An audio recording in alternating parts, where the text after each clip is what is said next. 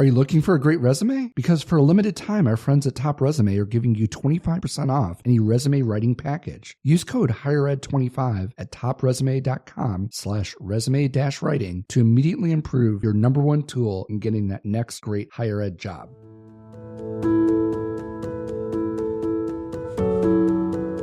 Welcome to the HigherEdJobs Podcast. I'm Andy Hibble, the Chief Operating Officer and one of the co-founders of HigherEdJobs. And I'm Kelly Sherwin, the Director of Editorial Strategy at HigherEdJobs. Today we're talking in studio with Eileen Meyer.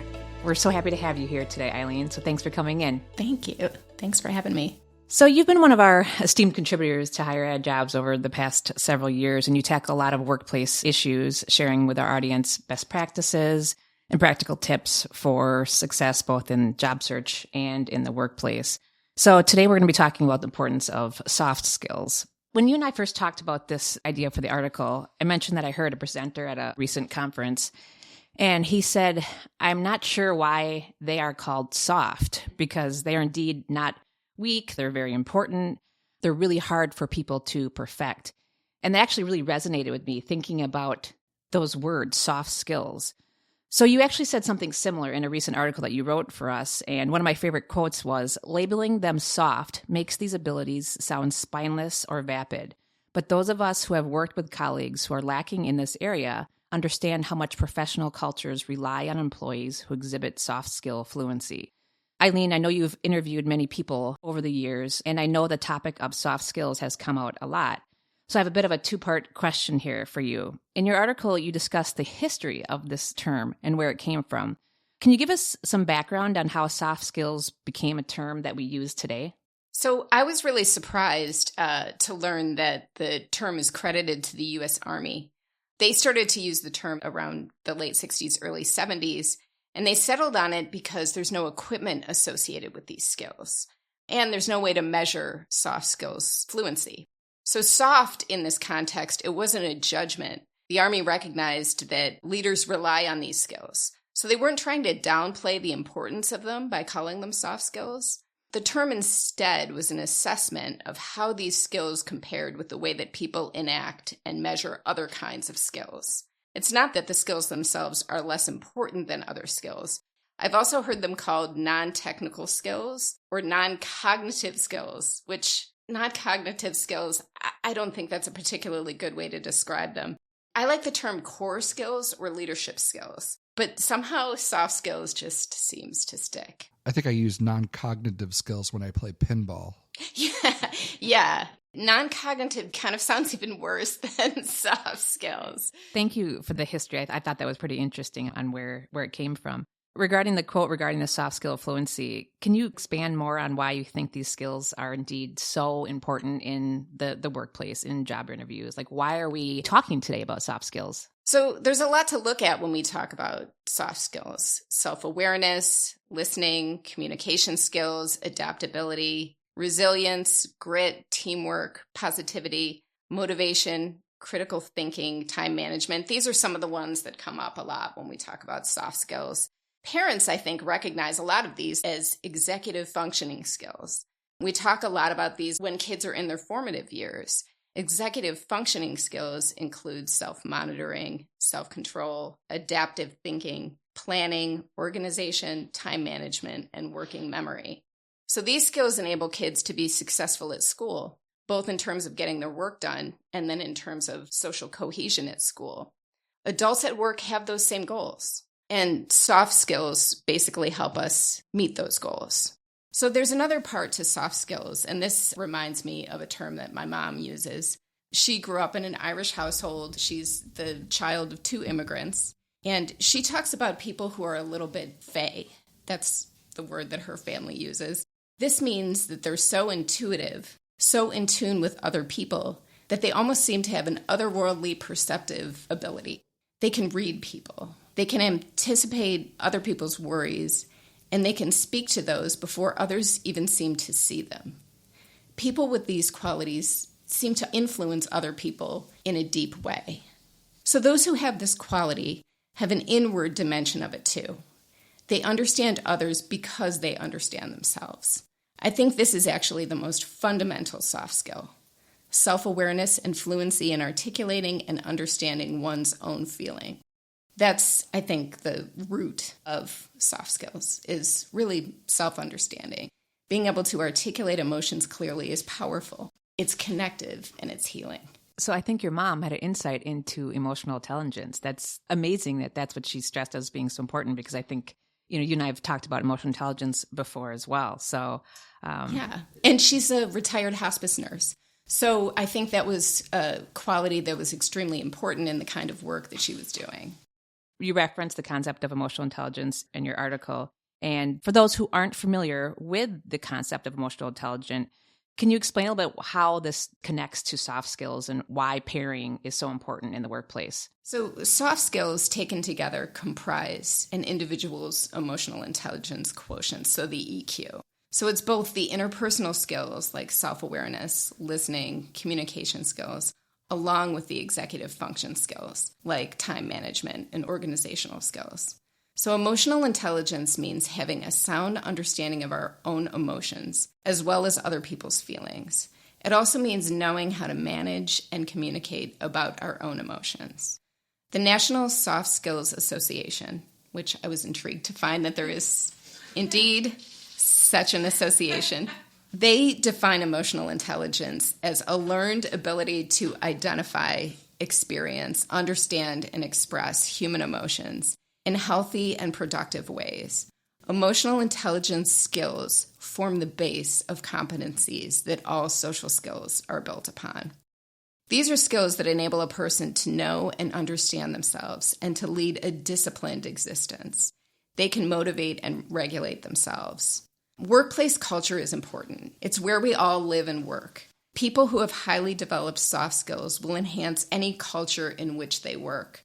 They will build connections and they'll harmonize that space. They will also identify dysfunction quickly, and they'll have a hard time coexisting with dysfunction. We've written a lot about this. We've written a lot about what can go wrong in professional cultures, toxicity, bullying, etc. It's always astounding to read how much money companies waste because of cultural toxins. Even when employees have been working remotely, I've been astounded to find that this continues to exist. Dr. Leah P. Hollis, professor, diversity expert, and healthy workplace trainer, writes in her new, really outstanding book, Human Resources Perspectives on Bullying in Higher Education. She writes that $27 billion is wasted annually because of the cultural disruptions and turnover caused by workplace bullying. I'm not suggesting that people with soft skills can or have a responsibility to save toxic culture, but part of the value that they bring is that they know how to keep their own issues under control and to bring benefit rather than baggage to their workplace. It's everyone's responsibility to do this. Bad workplace behavior, I think, gets tolerated, and maybe it's even expected more than it should be. But honestly, I think this is due to a lack of training. Over the years, I've learned that a lot of managers earn their roles simply because of their subject matter expertise. They deserve better soft skills training. All of us do. Even kids do. I've been talking with my high school age kids about social life at high school and how a big challenge that teenagers face socially is that they don't have the social skills to blend groups. So if they're talking with a friend from their neighborhood and a friend from their sports team comes up to them, they freeze. They don't know how to handle that. Do I introduce these two kids? Do I go off with the kid that I'm more comfortable with? Do I ignore one of the kids? Do I just punch out of this awkward situation? How do I deal with this? Soft skills training, learning inclusive language to help with this awkward situation would benefit our kids in these instances, and they could build onto it to become more inclusive adults. We can't just tell people to be inclusive. We have to help them skill build their way up to that as kids, and then to continue that training into their professional life. I'm going to ask both you and Eileen, about the issue of training. I know we had a few comments on your article, and there's a belief that you only learn soft skills through experience in the workplace, learning hands-on. But then some people think that, no, this can be taught. It can be learned through textbooks and trainings like that. So I'm curious to both of you, can you learn soft skills through trainings, through textbooks, or is it more hands-on? Is it through experience? Is it through mentoring in the workplace? Like, how do you learn soft skills?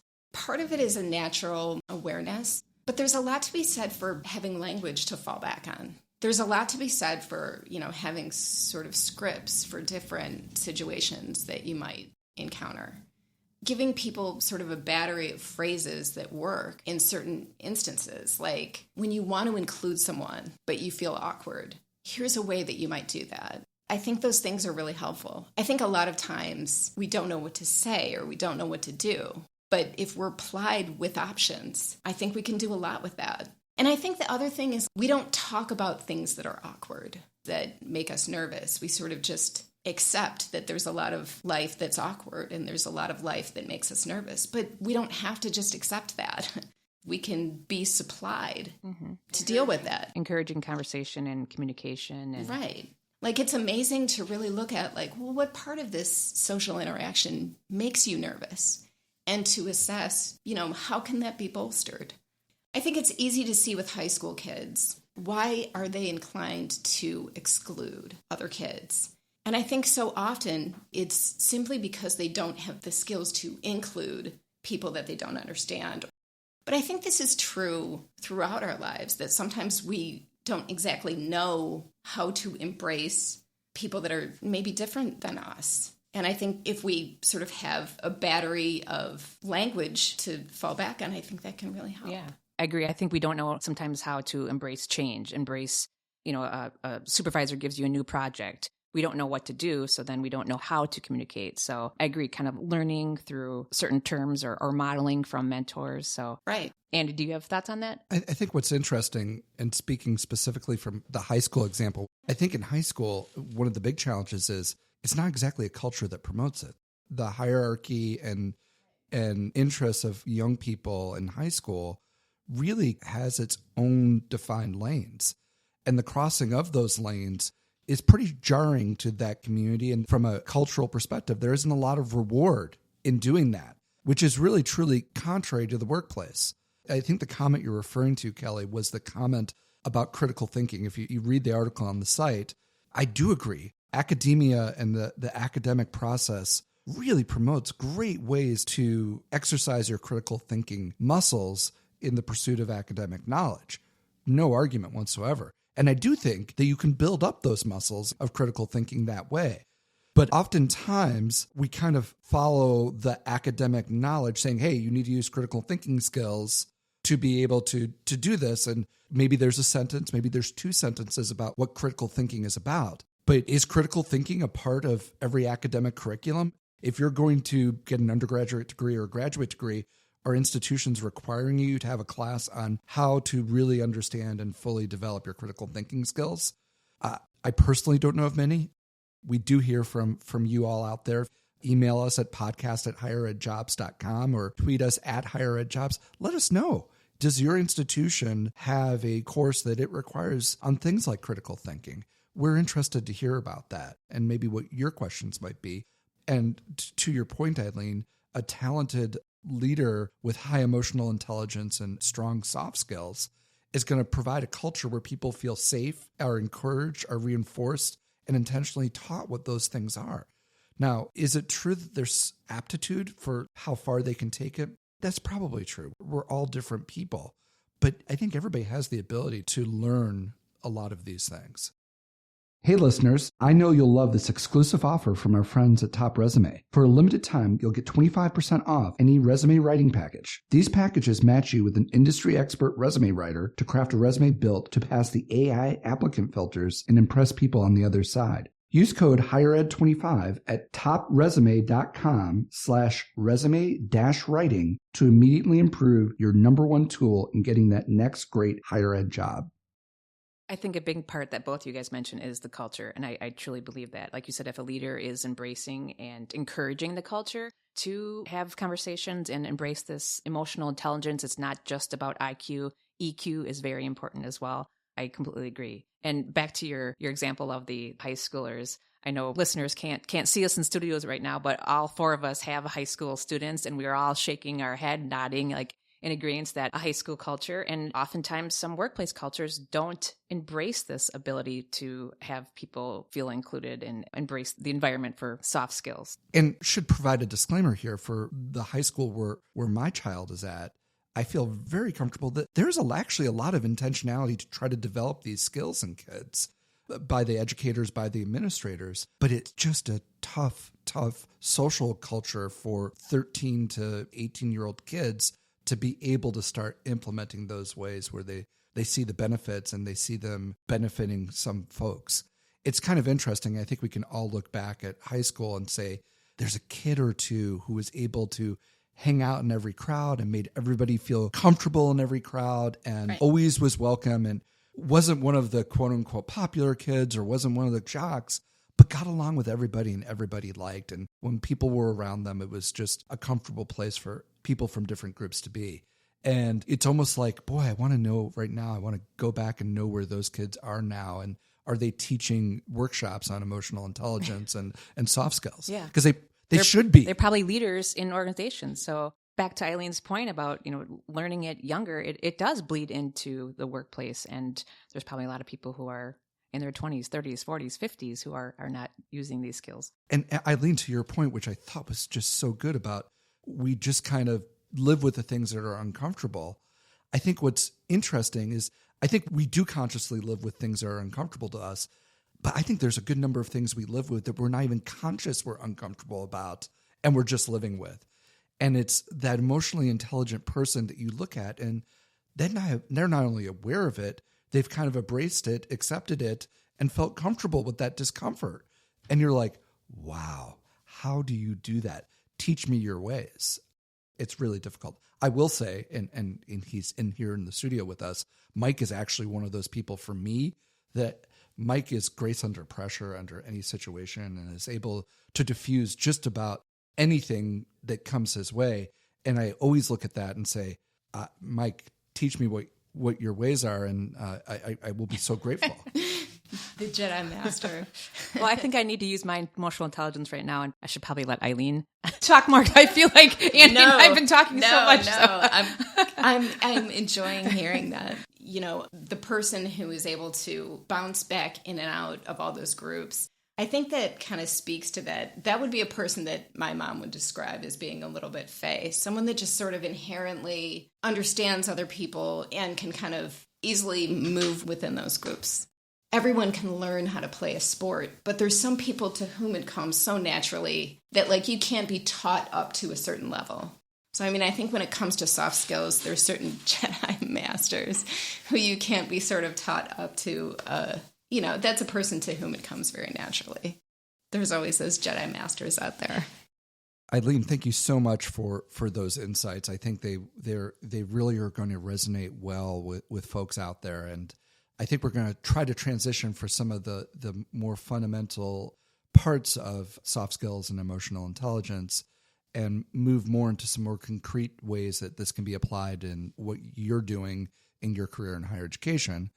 And if there are folks out there who are interested in reading a little bit more about emotional intelligence and soft skills, we'll definitely have some links in the description of the podcast episode where there's some additional resources. So feel free to dive into those if you're wanting to learn and hear more and make that part of your 2022 practice of improving your career.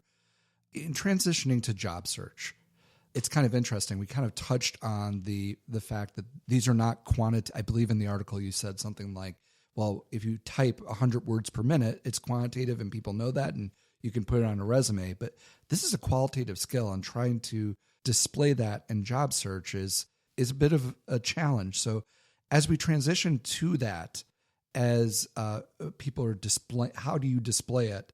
Maybe before we get into the tactical on that, maybe let's talk a little bit about what you should be displaying and looking at the Future of Work 2021 Global Outlook and what employers are really looking for in relationship to soft skills. Would you be able to share a little bit with us? Sure. So I am looking at the Future of Work report that was put together by Monster.com. And according to the report, and this is a direct quote that I'm pulling from the Monster report, Remarkably, a third of U.S. employers say the skills gap has increased compared to last year. And 80% of employers say they have difficulty filling openings due to skills gaps as opposed to a year ago. Regardless of the industries being recruited, the top skills employers want are dependability, and this means arriving at work on time, not taking excessive time off, following through on all assignments, so that's dependability, teamwork and collaboration, by which they mean working well with others within their team and company as a whole, problem solving, the ability to be resourceful when it comes to work challenges and solve them without assistance, and flexibility, which is willingness to take on new work or new ways of working. And clearly all of these are soft skills. Each is about executive functioning and social fluency in the workplace. So interesting first to note that there's a gap for these skills. Professionals are not getting trained for these skills. And then also interesting to know that, they're really highly sought at this point. I'm curious to see what your thoughts are. For the past couple of years, obviously, we've transitioned to doing a lot of meetings through Zoom. We've done interviews through Zoom. There's been online teaching through Zoom, different online platforms. So, Eileen, based off those skills that employers are wanting, how does a job seeker, a higher ed professional, how do they demonstrate these soft skills virtually? And is it different than when we were sitting in the room together? Yeah. So another topic that we wrote about for higher ed jobs was likability. And I think a big soft skill and kind of an anchor of likability is just enthusiasm. In some ways, it's hard to be enthusiastic when you're connecting with someone virtually. But the same reasons to be enthusiastic exist in the virtual world as exist in the real world. I think that's a huge piece of it. When you are preparing for an interview, to get excited, to really connect with what about this opportunity or this institution is thrilling to you, and to kind of lead with that. That's one of the qualities that is a really standout quality for a candidate. And in some ways, it almost feels like you have to sort of turn it on even brighter in kind of a virtual space. And I think sometimes you also have to anticipate that you may not necessarily be getting much back from the person that is interviewing you. And I think that's part of it that's really hard, is that in the past, you could walk into an office on campus and you would see kids, you'd see students, you'd feel like the buzz of, this is what it's like to be here. And you don't necessarily have that now. So it's kind of like you have to make your own buzz. But there's still a lot to make your own buzz about. These are still wonderful opportunities and great jobs, and campus life is still thriving and exciting. So I think that's part of it, is to kind of anticipate that part of your role is to be making that own buzz and generating your own enthusiasm. Secondly, I think what has always mattered still matters, to get to know the people that are going to be interviewing you. Read what they've written. Do your research on them. Find ways to connect with them, because once you make that connection, once you sort of get through that barrier of this is awkward, you are interviewing me. You are the one with the power. I am the one who is coming to you in need or coming to you looking for something. Once you get past that weird power dynamic and can actually find yourself in a situation where we are two people sitting here talking about an opportunity that may or may not be a fit, and blast through all the extra emotional baggage that's there, then you can actually have a decent conversation about this thing. And that's what it's all about. I think that's a big part of setting the scene for this. And then I think another part of it is deciding what examples to use. If you're mentoring someone, certainly that would be a good example of soft skills. If someone is mentoring you, that's a good example of soft skills too. So anything that you can sort of take from your experience to speak to that, I think would be helpful. I think going exactly where you were there with that interview, and I think it's very much the consensus is it's viewed exactly as you've discussed it. And if I'm a candidate in there, that's exactly how I'm mentally approaching it, and I completely get it. I think it's interesting that we talked about, and you kind of answered, for you, emotional intelligence and the use of soft skills begins with the North Star of being self-aware. And if you're an employer and you're self-aware and you're practicing your soft skills and your emotional intelligence today in 2022, you better absolutely realize it. But I think this was even true before the market turned the way it is right now, that the interview is a two-way structure.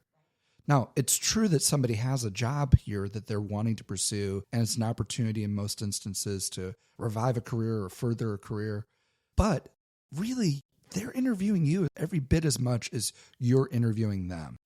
And the process and the relationship and the rapport that you have with that person who may potentially be your coworker for 3, 5, 10, 20 years begins on that day.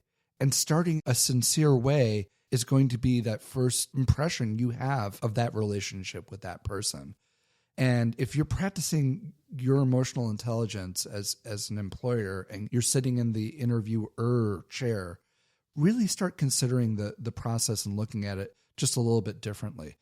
For me, I always feel like I want to diffuse some of that discomfort around, hey, I'm interviewing you. I actually like just calling it out and saying, listen, we treat this process very much like you're interviewing us as much as we're interviewing you. So if you have questions and you want to know what it's like working here or what my favorite band is, Bruce Springsteen, you're more than happy to ask that question.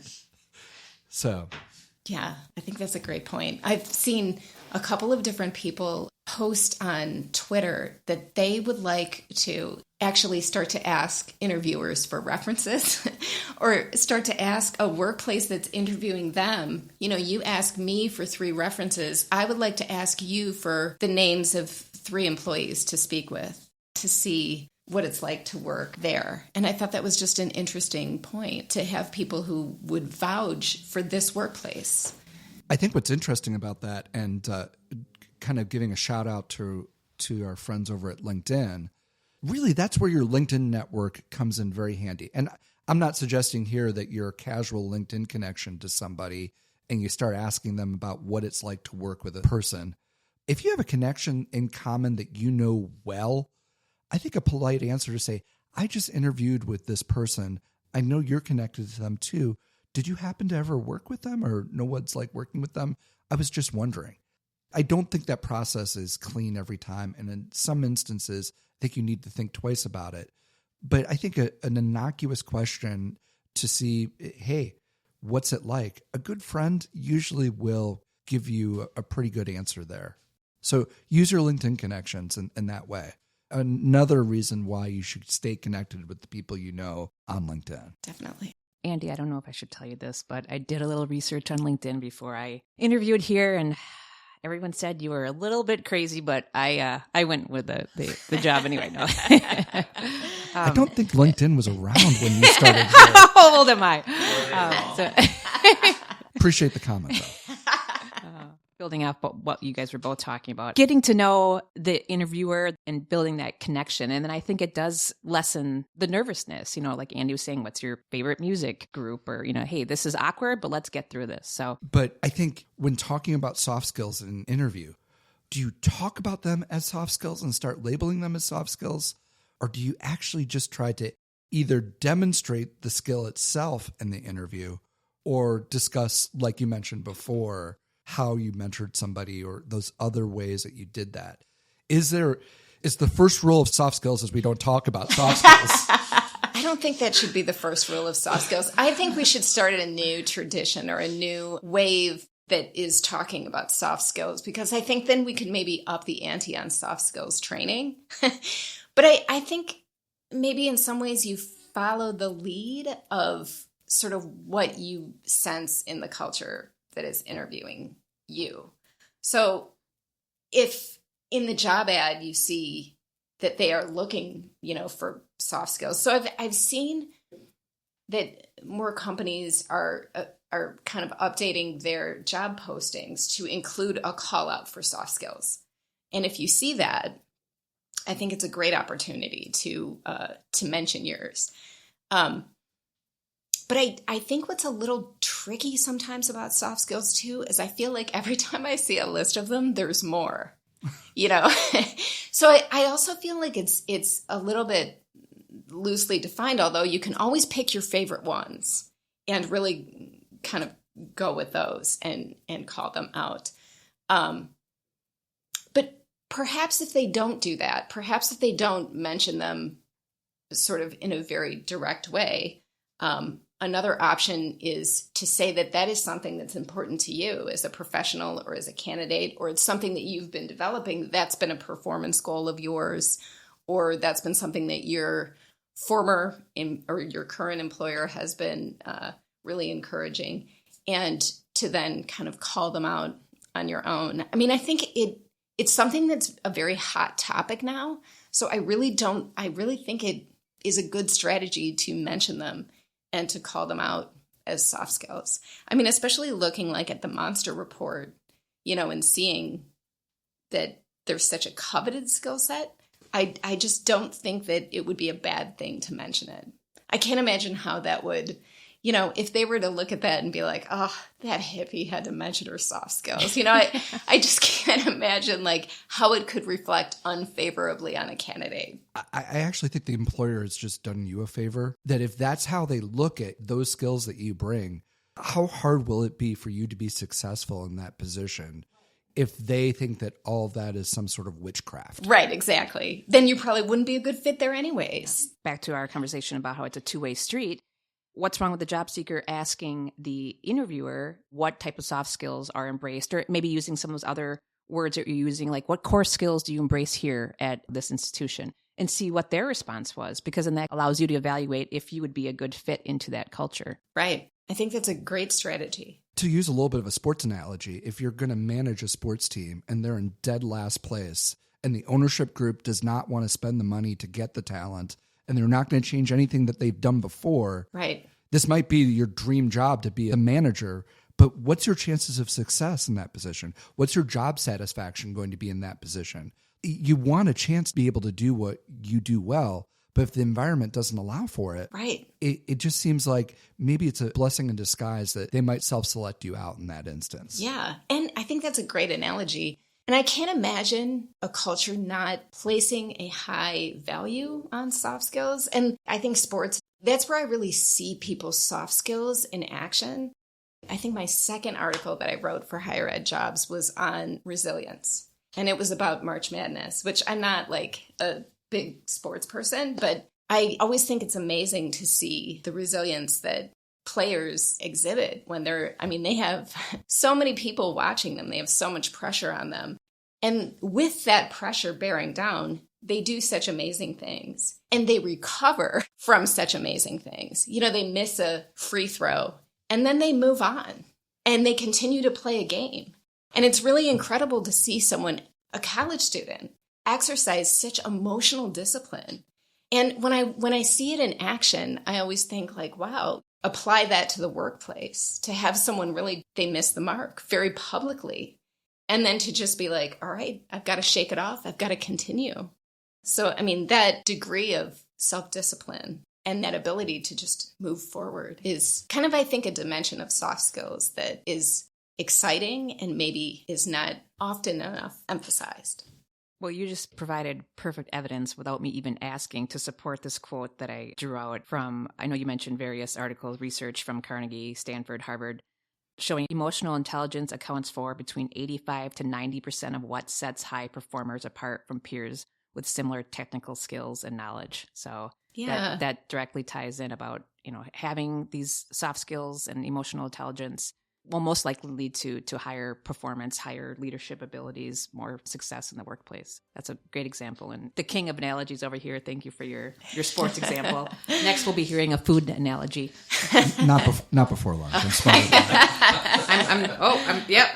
My stomach is ticking over here. Clock is ticking. It's interesting. We've done a lot of talking so far, but I think we're on a topic that folks out there listening probably have so many experiences. Maybe you're screaming at your phone now or screaming at your computer screen. And we really do read your email and respond to your email. And we will contact you if we want to use your tweet or your email. But please, if you have some of these experiences, we'd love to hear them. Your learnings are much more important than ours. So please email us at podcast@higheredjobs.com or send us a tweet at HigherEdJobs on Twitter. We'd really like to hear from you. From both sides, from the job seeker perspective and the employer perspective. Absolutely. And remember, in higher education, yes, there's folks who work professionally and helping bring people to the institution.